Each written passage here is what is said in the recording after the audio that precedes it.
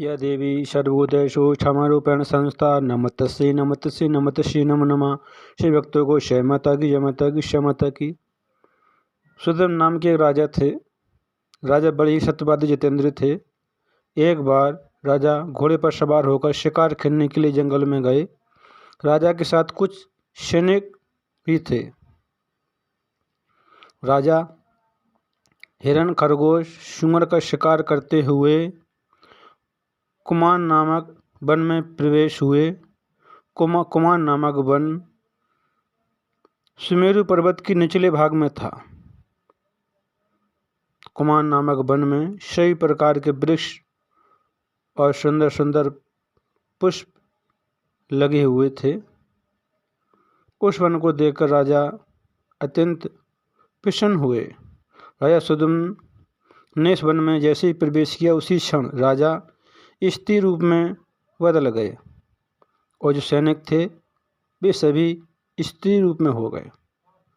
राजा सुदर्शन कुमान नामक वन में प्रवेश करते ही राजा स्त्री रूप में बदल गए।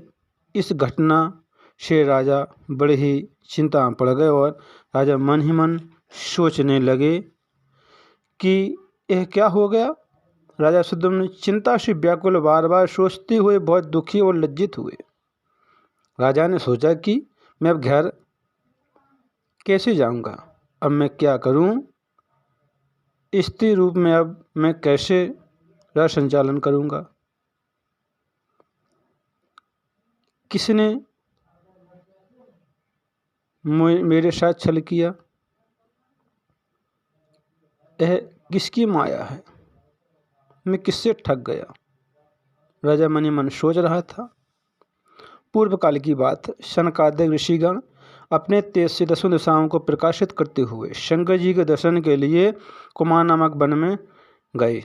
लेकिन उस समय भगवान शंकर और पार्वती जी प्रेम कर रहे थे। इसी बीच सनकादिक ऋषियों को अपने समीप आते देखकर पार्वती जी अत्यंत लज्जित हो गईं। पार्वती जी कांपती हुई लज्जित होकर अड़िग खड़ी हो गईं। भगवान शंकर से अलग हो गई। सनकादिक मुनि भी शिव और पार्वती जी को प्रेम करते हुए देखकर वहां से तत्काल लौटकर नारायण आश्रम चले गए। भगवान शिव अपनी प्रिय पत्नी को लज्जित देखकर कहने लगे, तुम इतनी दुखी क्यों हो, मैं तुम्हारे सुख का भी उपाय कर देता हूँ। हे वन, आज से जो कोई पुरुष इस वन में भूल से भी आएगा वह पुरुष स्त्री रूप में हो जाएगा। भगवान शंकर ने उस वन को श्राप दे दिया। इस श्राप को जो लोग जानते थे वे उस वन में नहीं जाते थे कि यह वन शापित है। राजा सुदर्शन अज्ञानवश सैनिकों के सहित उस वन में चले गए, जिससे कि राजा सैनिकों सहित सभी स्त्री रूप में हो गए।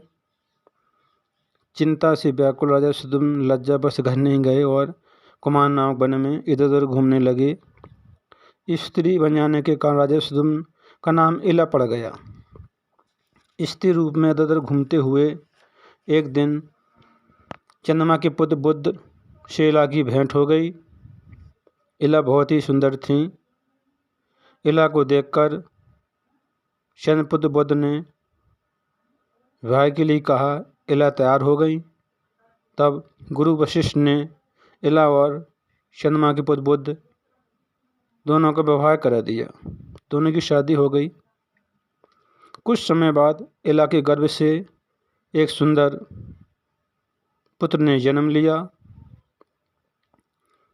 कुछ समय के बाद राजा को याद आया कि मैं तो एक राजा हूँ, शाप के कारण मैं स्त्री हो गया हूँ, स्त्री रूप में बदल गया।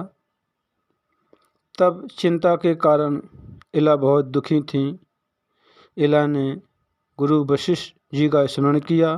कुल गुरु वशिष्ठ मुनि ने इला के पास आए और इला ने सारी बातें मुनि से कह दी कि एक दिन में जंगल में शिकार खेलते खेलते कुमार नामक वन में प्रवेश कर गया, जो कि भगवान शंकर के द्वारा शापित था। भगवान शंकर ने उस वन को श्राप दे दिया था कि जो कोई मनुष्य इस वन में प्रवेश करेगा वह शीघ्र ही स्त्री रूप में हो जाएगा। भगवान शंकर ने माता पार्वती को प्रसन्न करने के लिए वरदान ये श्राप दिया था।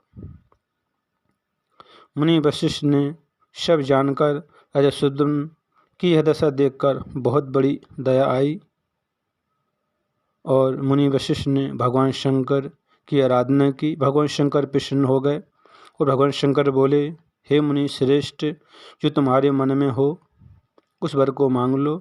तब गुरु वशिष्ठ जी ने कहा, हे प्रभु, राजा सुद्युम्न को पुनः फिर से पुरुष होने के लिए मैं प्रार्थना कर रहा हूँ। राजा सुद्युम्न पुरुष हो जाएं। भगवान शंकर ने अपना वचन सत्य करते हुए कहा, हे मुनि, आज से राजा सुद्युम्न 1 महीना स्त्री और 1 महीना पुरुष रहेंगे।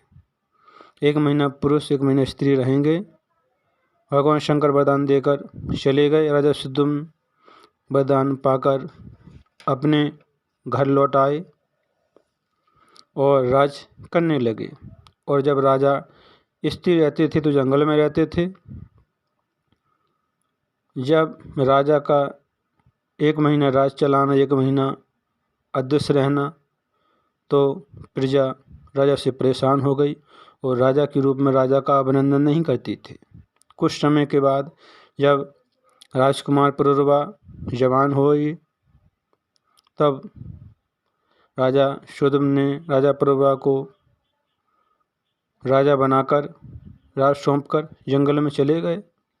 और राजा सुद्युम्न ने भगवान शंकर की आराधना नहीं की, क्योंकि भगवान शंकर ने राजा सुद्युम्न को अधूरा वरदान दिया, 1 महीना पुरुष 1 महीना स्त्री रहने का। इसलिए राजा सुद्युम्न भगवान शंकर से बहुत नाराज थे और राजा सुद्युम्न ने भगवान शंकर की आराधना नहीं की। राजा सुद्युम्न ने माँ भुवनेश्वरी की आराधना की, जगजननी जगदम्बा भवानी की आराधना की। राजा सुद्युम्न जंगल में गए और नारद जी से गुरु दीक्षा ली। राजा सुद्युम्न ने नरमाण मंत्र की दीक्षा ली और राजा मन लगाकर नरमाक्षर मंत्र का जाप करने लगे। माँ भुवनेश्वरी प्रसन्न हो गई और सिंह पर सवार होकर राजा सुद्युम्न के समक्ष खड़ी हो गई। राजा ने देवी के सामने खड़ा देखकर राजा सुद्युम्न स्तुति करने लगे। राजा कहने लगे, हे भगवती, आपका जगत प्रसिद्ध और दिव्य रूप जो संसार के लिए कल्याणकारी है, मैंने देखा है। जबकि मुनि और देवतागण भी आपके रूप को देखकर विमोहित रहते हैं। हे देवी, आपके संपूर्ण ऐश्वर्य को कैसे समझ सकते हैं। हे माता, जब शिव, शंकर, ब्रह्मा, विष्णु, इंद्र, सूर्य, कुबेर, अग्नि, वरुण, वायु, चंद्रमा और वसु भी आपके प्रभाव को नहीं जानते हैं, तब कि भला गुण रहित मनुष्य आपके गुणों को कैसे जान सकता है।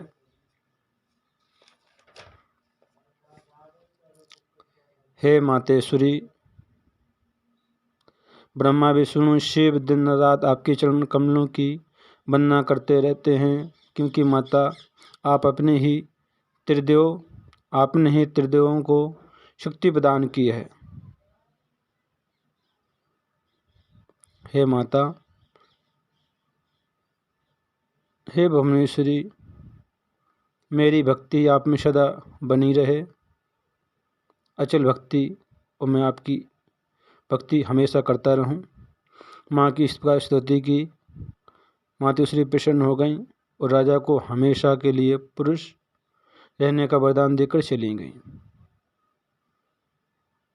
सही भक्तों को जय माता की, जय माता की, जय माता की।